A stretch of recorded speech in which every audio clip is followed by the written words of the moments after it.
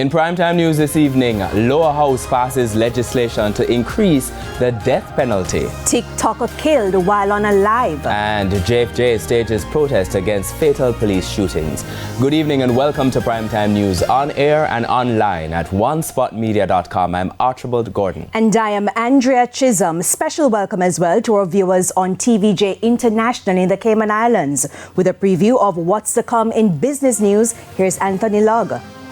Well, Andrea, I tell you what, the OUR has revealed that utility providers paid customers approximately $175 million in 2024 for service breaches. The details later on in the business day.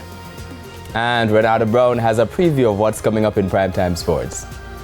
Well, Archie, Hydel High or Calabar High could be on the hunt for a new track and field head coach as Corey Bennett admits the challenges managing both schools and alleged mastermind behind the in-sports fraud case took the stand today. We'll tell you all about that and more in Primetime Sports.